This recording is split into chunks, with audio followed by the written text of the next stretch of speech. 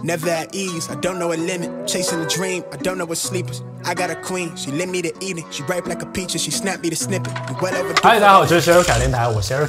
这期视频我们来讲一讲如何在家增粗小臂。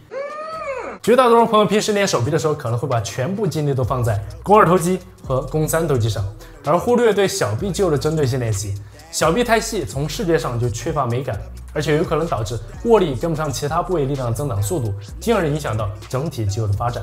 其次，要是你本身骨架也不是特别粗的话，比如说就像我，那就更有必要把你的小臂练起来，以弥补骨架细的不足，不然真的就像插2根筷子在你的短袖上。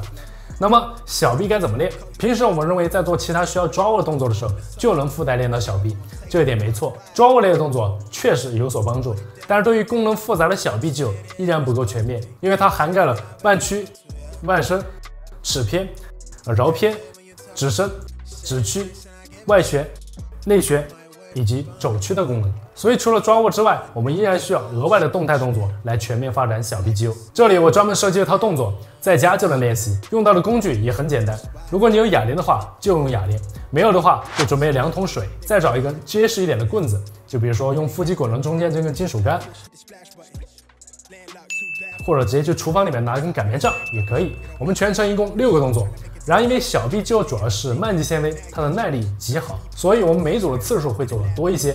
后期自己练习的话，也可以在原有基础上逐步增加次数，争取每组尽量做到发胀发酸力竭为止。那兄弟们准备好你们的工具，然后可以提前把视频添加到收藏夹中，方便日后回看回练。接下来我们就准备开始训练。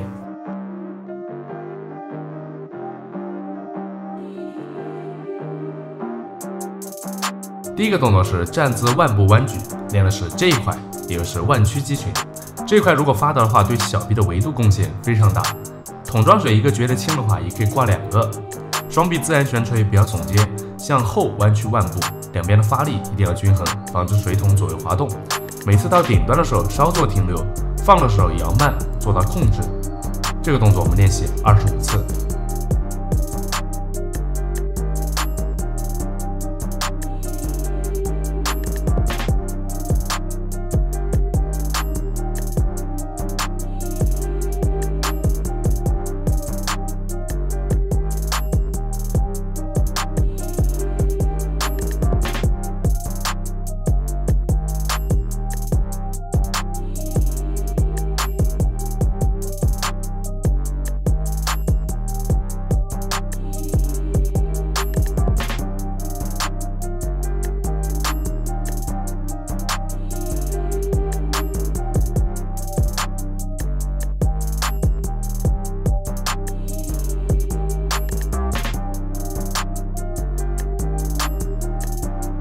接下来是坐姿的腕屈伸，练的是这一块，双臂贴在大腿上，然后双手同时做一个伸展的动作，也就是往上翻。同样在顶端可以稍稍停留一下，然后有控制的下放。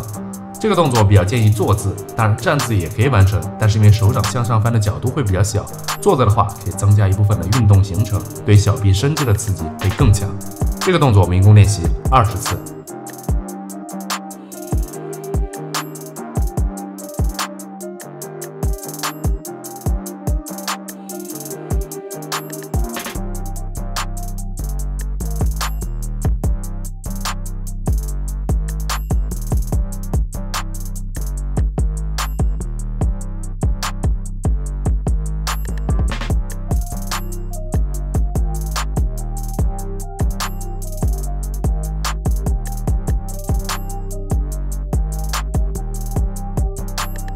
接下来是正手弯举，练的是这一块肱桡肌。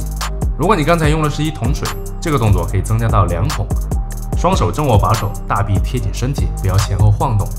这个动作和2头弯举很像，但通过调整双手的握法为正握之后，2头肌的参与度就会变少，转而肱桡肌和肱肌成为主要的发力肌肉。这个动作用毛巾也能达到同样的练习效果。如果用毛巾的话，双手可以正握，也可以对握。这个动作我们一共练习15到20次。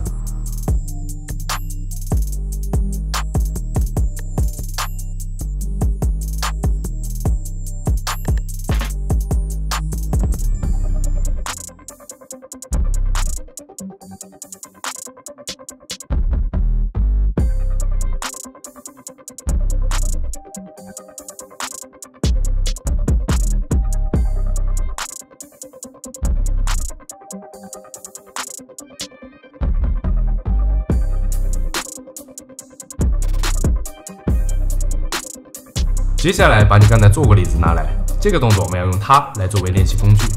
双手握住椅子靠背的两侧，像我这样对握，两个手掌的方向相对，利用腕部的力量做一个绕偏的动作，大臂和小臂要同时固定，不要晃动。当然，你也可以坐下来练这个动作，这样可以更容易的固定双臂。如果你觉得椅子太重的话，可以握靠下一点的位置。这个动作练的是这一块，一共练习20次。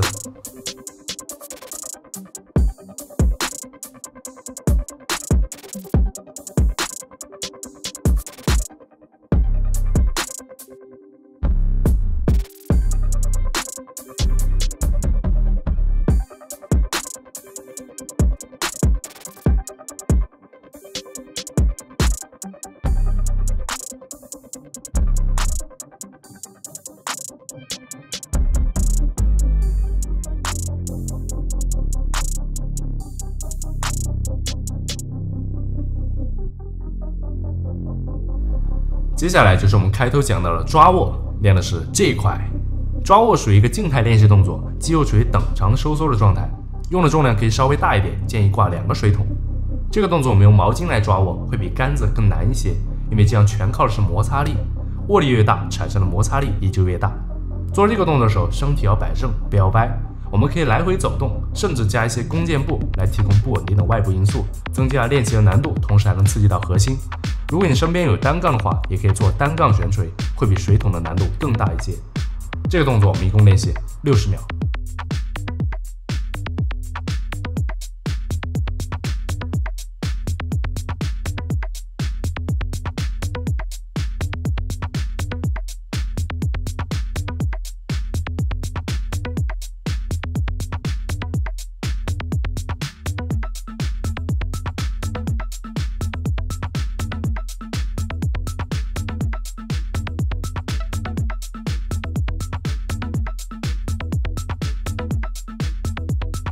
好，接下来我们换到另外一边，同样的动作，不要耸肩，身体摆正，一共练习60秒。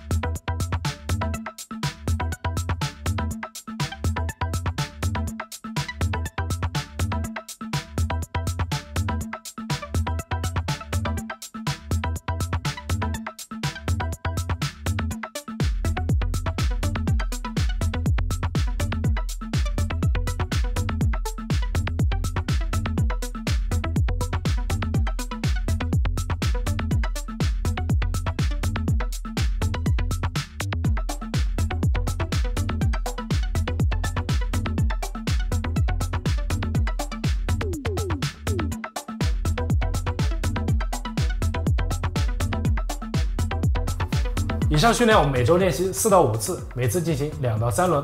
小臂的耐力非常强，所以我们不用给到它太长的休息时间，你甚至可以一口气连续拉通练门，让它发酸发胀。但是在每次练完之后，一定要用这2个动作来拉伸一下你的小臂肌肉，每个动作进行1到2分钟。好，以上就是这期的全部内容，祝你们越练越粗。喜欢我内容的话，一定别忘了点个赞，谢谢你的支持。这里是 Eric 凯电台，关注我，给你最标准、最科学的健身方案。我是 Eric，咱们下期内容再见。